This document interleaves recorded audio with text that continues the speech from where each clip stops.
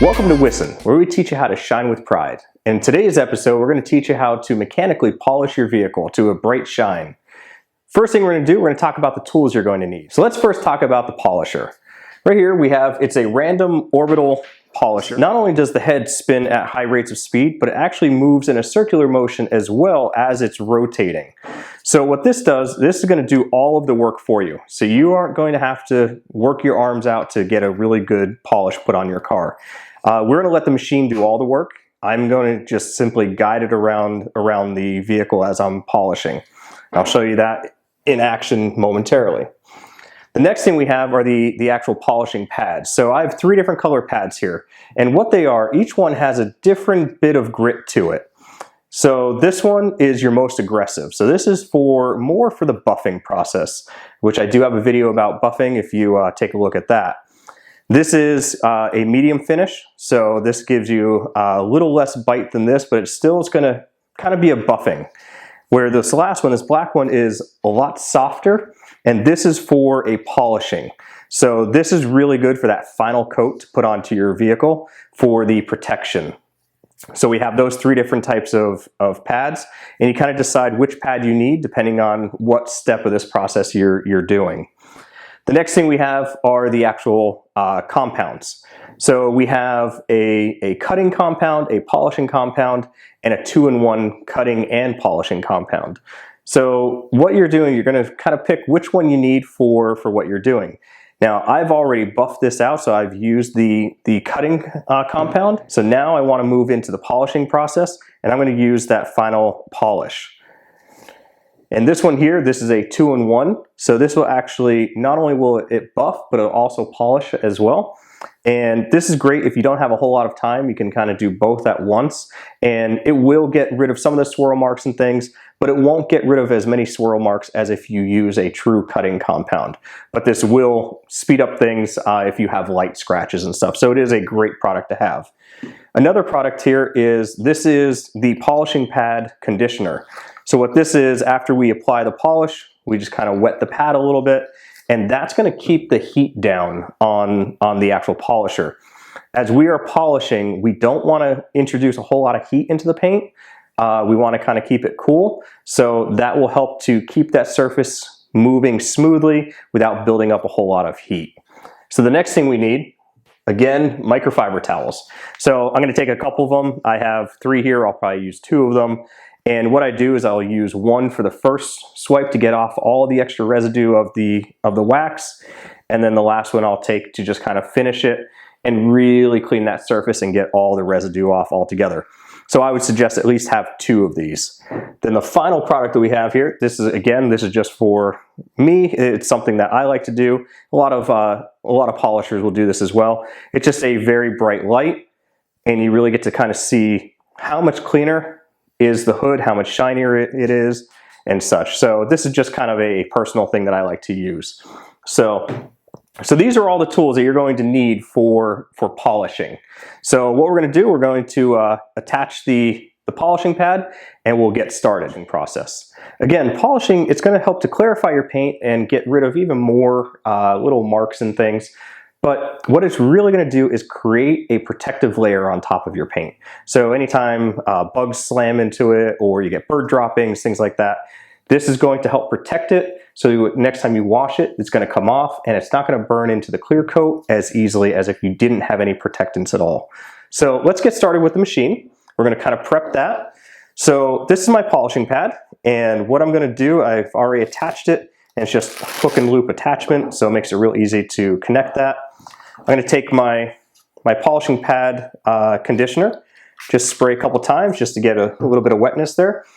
What I want to make sure is that this is keeping the surface cool, so we're not creating too much friction with the actual polishing compound.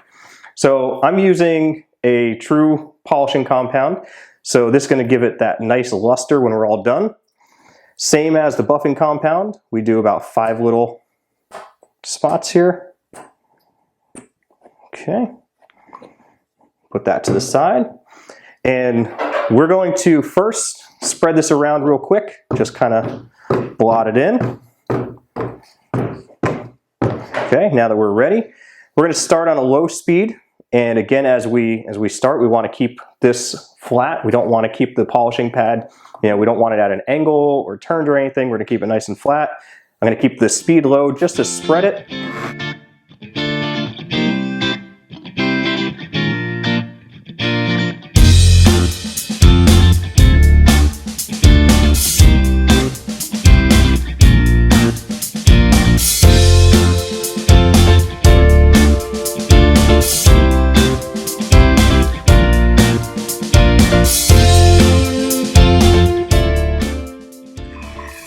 Now that I have spread this around, I'm going to move this into a higher speed. And again, as I'm polishing, I want to make sure I'm keeping this flat to the surface, that I'm not at any weird angle or anything like that.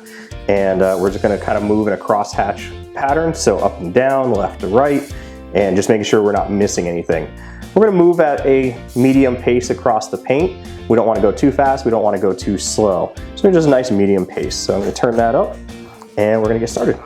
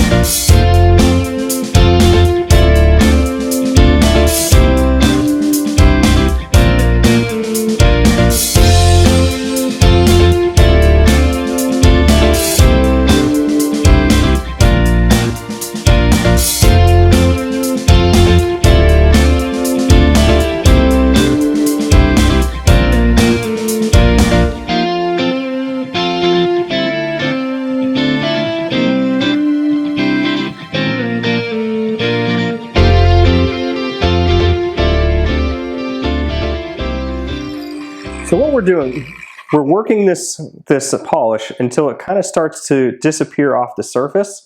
We don't want it to totally disappear, but we're going to notice that it's going to start disappearing from the surface. That means we have fully worked it in and it's starting to break down. So we don't want to polish past that because we don't want to burn the paint or anything like that. But we'll see that it starts to disappear, and I can see a line in here, it's really starting to disappear. So that's probably enough polishing for this round. So I'm going to set that to the side there, set that down, and I'm going to take one of my microfiber pads, and again, I'm going to start with one, just take off all that residue, just kind of working back and forth here. It should come off pretty easy.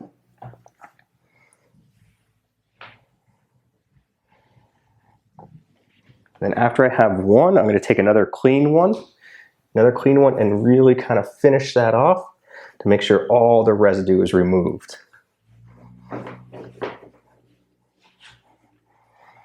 All right, that is looking really good.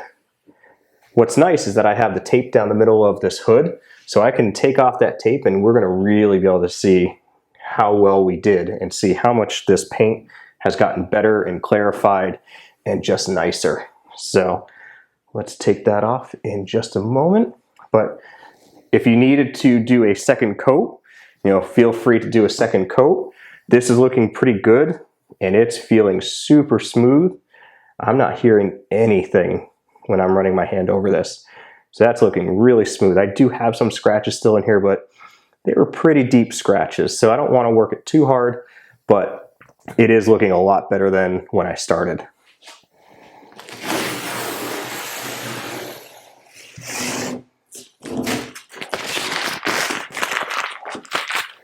So now that the tape is off, just kind of polish this edge here just to make it fair. And holy cow, this side looks black, this side looks gray. There is a very definitive line going down the middle of this hood. So let's take a closer look. So starting off the polished side, obviously, yes, you can see there's still some marks in the paint and such, but there is a nice reflectivity to it. Now as we move over, right there you could see exactly where we polished and where we did not polish. So moving over, look at how different that paint looks. This black just looks gorgeous. I can see the metallic in it, just so much nicer. And even these scratches, yes, there are still some scratches, but you can see how much we actually got out of there. And this is looking great. And again, this is why I have this flashlight. It just allows me to kind of really see the difference. So that's what a little bit of hard work will do. Get your paint shining absolutely gorgeous. So you'll repeat this process around the entire car. And when you're done, you're going to notice your car is going to shine like a diamond in the sun. Not only is it going to look cleaner and shinier, but the color is going to look richer and the metallic is really going to pop out in the sunlight. So this is all because you took the time to follow this process and do it yourself. So with the help of Wissen, you're able to shine with pride.